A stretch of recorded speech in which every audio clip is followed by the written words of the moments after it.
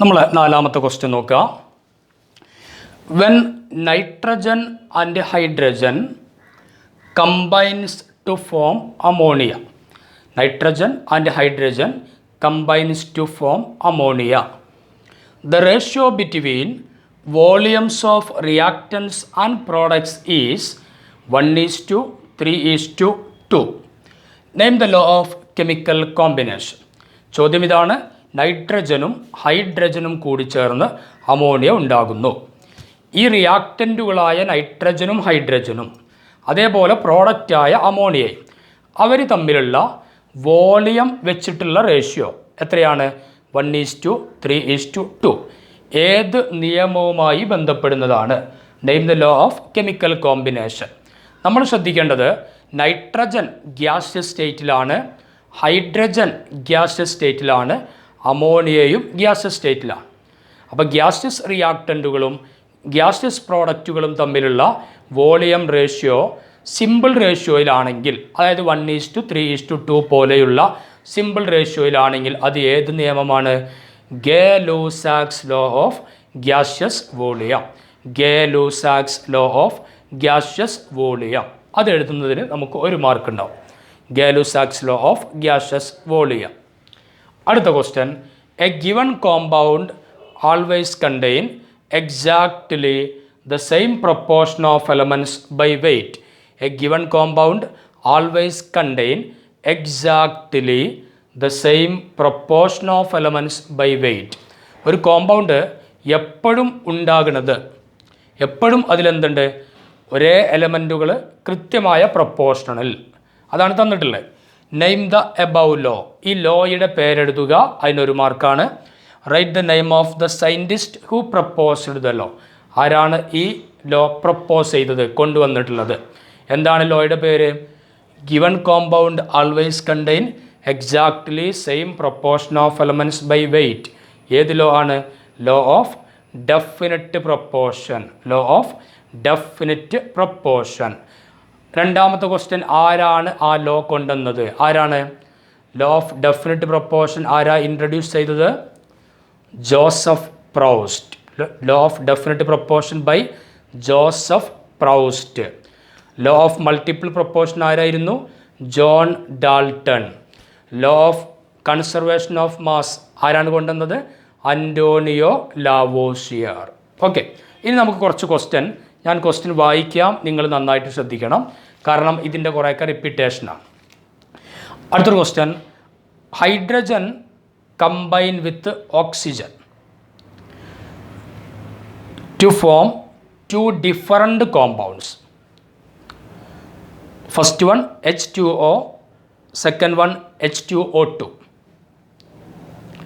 Statement ഇതാണ്. Hydrogen combine with oxygen to form different compounds. 2 element കൂടി ചേരുക, different product ഉണ്ടാവാൻ. ഒന്ന് H2O, മറ്റൊന്ന് H2O2. Which law is obeyed by this combination? 1 മാർക്കിൻ്റെ ക്വസ്റ്റ്യൻ ആണ്. ഏത് ലോ ആണ് ഇതിലൂടെ നമ്മൾ മനസ്സിലാക്കുക? ഏത് ലോ ആണ്? 2 പ്രോഡക്റ്റ്, ഒന്ന് H2O, മറ്റൊന്ന് H2O2. അപ്പോൾ ഏതാ പ്രോഡക്റ്റ്? ഏത് ലോ ആണ് വരിക അവിടെ? Law of multiple proportion. Law of multiple proportion. State the law. എന്താണ് ലോ ഓഫ് മൾട്ടിപ്പിൾ പ്രൊപ്പോർഷൻ എന്ന് പറയണം. അതിന് 2 മാർക്കാണ് ആ ഇയറിൽ പറഞ്ഞിട്ടുള്ളത്. ലോ ഓഫ് മൾട്ടിപ്പിൾ പ്രൊപ്പോർഷൻ നമുക്കറിയാം.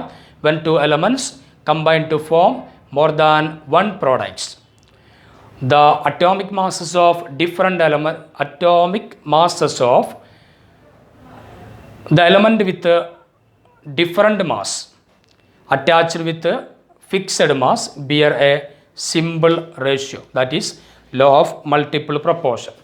പിന്നെ ഒരിക്കൽ ഒരു ക്വസ്റ്റ്യൻ തന്നിട്ടുള്ളത്, ഒരു കോമ്പൗണ്ട് NO, മറ്റൊന്ന് NO2, പിന്നെ ഒന്ന് N2O2, then N2O5, NO, NO2, N2O2, N2O5. Name the law of chemical combination obeyed by the experimental data. ഇതുമായി ബന്ധപ്പെടുന്ന ലോ ഓഫ് കെമിക്കൽ കോമ്പിനേഷൻ ഏതാണ്? നമുക്കറിയാം വ്യത്യസ്ത പ്രോഡക്റ്റുകളുണ്ട്. അപ്പോൾ ഏത് ലോ ആണ് വരിക? വ്യത്യസ്ത പ്രോഡക്റ്റ് ഉണ്ടെങ്കിൽ ലോ ഏതായിരിക്കും? Law of multiple proportion. Law of multiple proportion. Okay, അപ്പോൾ ഏകദേശം ആ ഏരിയയിൽ നിന്ന് വരുന്ന ക്വസ്റ്റ്യനെ പറ്റിയിട്ട് നിങ്ങൾക്ക് ചെറിയ ഒരു ധാരണ ഉണ്ടായിരിക്കും എന്ന് ഞാൻ വിശ്വസിക്കുകയാണ്. വീണ്ടും നമ്മളെ ക്വസ്റ്റ്യൻ റിപ്പീറ്റ് ചെയ്തിട്ടുണ്ട്. Hydrogen combine with oxygen to form compound water and hydrogen peroxide. State and illustrate the related law of chemical combination. ഏതാ വരിക? 2 എലമെൻറ്റ് കൂടി ചേരുക, വ്യത്യസ്ത പ്രോഡക്റ്റ് ഉണ്ടാവുക. ഏതായിരിക്കും? Law of multiple proportion. എക്സാമ്പിളായിട്ട് തന്നെ കൊടുക്കുക. ഒന്ന് H2O, മറ്റൊന്ന് H2O2. ഒരു ഭാഗത്ത് ഒരു ഓക്സിജൻ, H2O2 2 ഓക്സിജൻ. ഒരു ഓക്സിജൻ്റെ മാസ് 16, 2 ആകുമ്പോൾ 32. അവ 16:32 എന്ന് പറയുമ്പോൾ 1:2 സിമ്പിൾ റേഷ്യോയിലാണ്. അടുത്തൊരു question. State the law of conservation of mass. Who put forward this law? എന്താണ് law of conservation of mass? ആരാണത് കൊണ്ടുവന്നത്? എന്താ law of conservation of mass? The total mass of the reactants is equal to total mass of the product.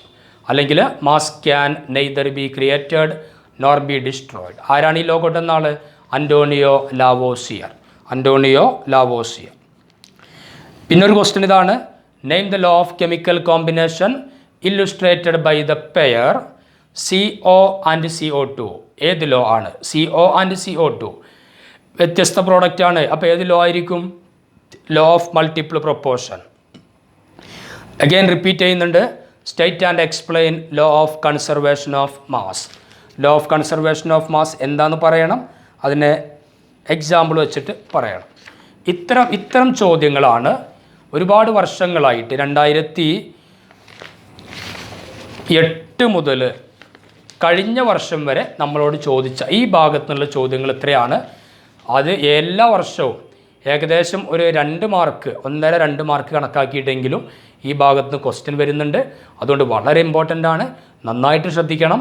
ഈ ഭാഗത്തും വളരെ സിമ്പിളാണ്, ഒറ്റ mark പോലും നഷ്ടപ്പെടുത്തരുത്. എല്ലാം നിങ്ങൾക്ക് കിട്ടും. നിങ്ങൾ അത്രയും കോൺഫിഡൻസ് ആയിട്ട് എൻ്റെ ക്ലാസ്സിൽ ഇരിക്കുന്നുണ്ട് എന്ന് ഞാനിവിടുന്ന് കാണുകയാണ്. അതുകൊണ്ട് മുഴുവൻ ആളുകളും ഈ വീഡിയോ ഒരാവർത്തി കൂടെ കണ്ടിട്ട് ഇതിലെ ചോദ്യങ്ങളും അതിൻ്റെ ഉത്തരങ്ങളും നിങ്ങൾ എന്ത് ചെയ്യണം? നിങ്ങളുടെ നോട്ട്ബുക്കിൽ എഴുതി വെക്കണം.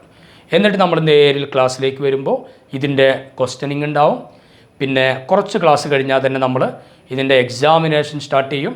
അപ്പോൾ അതൊക്കെ വളരെ കോൺഫിഡൻ്റ് ആയിട്ട് നിങ്ങൾക്ക് അതിനെ അപ്രോച്ച് ചെയ്യാൻ പറ്റണം. അപ്പോൾ നന്നായിട്ട് സ്റ്റാർട്ട് ചെയ്തിട്ടേ ഉള്ളൂ. ഹാർഡ് വർക്ക് ചെയ്യുക, നന്നായിട്ട് ഹാർഡ് വർക്ക് ചെയ്യുക. ദെൻ 2 വർഷം കഴിഞ്ഞ് വരുമ്പോൾ വളരെ ഫ്രൂട്ട്ഫുൾ ആയിട്ടുള്ളൊരു കോഴ്സായിട്ട് +2 സയൻസ് നിങ്ങൾക്ക് മാറട്ടെ എന്ന് ആശംസിക്കുന്നു. Okay, thanks.